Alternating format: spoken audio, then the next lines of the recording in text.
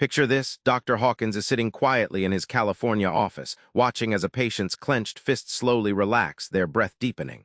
There's a palpable moment, a doorway cracking open, where resistance fades and calm floods in. But what is this magic he calls letting go? The secret to this shift isn't complicated, and yet most of us stumble before we even try. What if unlocking freedom from negativity is simpler than you think? Letting go isn't about giving up. It's about releasing what holds you captive. Hawkins discovered that by surrendering negativity instead of wrestling it, people found a surprising power. Here's how the process takes your mind from chaos to clarity. Dr. Hawkins recounts a patient named Sarah from his clinical practice. She was trapped in anxiety, repeating her fears like a looped record. Instead of fighting her thoughts, Hawkins guided her to simply observe and let them drift away. Over weeks, Sarah found her grip on anxiety loosen, not by willpower, but by gentle release. This practical breakthrough reshaped Hawkins' approach to emotional healing.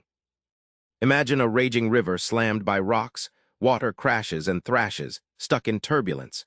Now picture that same river easing around the stones, flowing peacefully instead. Hawkins uses this vivid analogy to show how our resistance to painful emotions causes internal flooding. Surrender lets emotions pass naturally, like water finding its path, without the chaos forced by control. The real payoff? Hawkins explains that letting go doesn't mean weakness. It's a form of strength that rewires your brain. Once you stop battling emotions, you reclaim energy, creativity, and joy that negativity once drained. The surprising twist: surrender is the gateway to enlightenment. Freedom lies not in control, but in release. Surrender sounds poetic, but Hawkins gives us a toolkit. His technique is straightforward, yet profoundly effective for dissolving negativity in everyday life. Let's unpack the tools you can use right now. One patient, Michael, was consumed by anger over job loss. Hawkins asked him to simply name the anger out loud without blaming or justifying it. That honest labeling peeled away layers of shame and resistance, allowing Michael to face the feeling head-on without exploding. Naming emotions is like flipping on a light in a dark room. It changes how you experience the space. The technique of watching without interference is like being a calm lighthouse keeper. Hawkins describes how instead of jumping into the storm of your thoughts, you observe their rise and fall from a still center. By refusing to intervene or judge, the mind naturally calms, much like waves lose strength when no one stirs the water. Finally, saying yes to what is doesn't mean resignation, but radical acceptance. Hawkins illustrates this through a story of a woman facing terminal illness who found peace by repeatedly affirming her reality without resistance. This radical acceptance dissolves suffering because it ends the war inside your mind, letting pain pass through rather than fueling it. Hawkins doesn't promise fairy tale bliss. Surrender leads to something deeper. Enlightenment isn't a magic switch, it's the byproduct of shedding negativity. Here's how letting go transforms everything. Hawkins shares how one client, Raj, felt trapped in a noise of thoughts and emotional drama.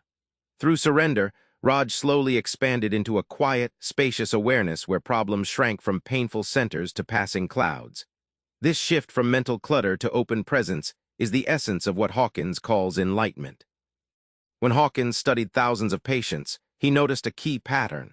As people let go of negative emotions, their energy levels skyrocketed.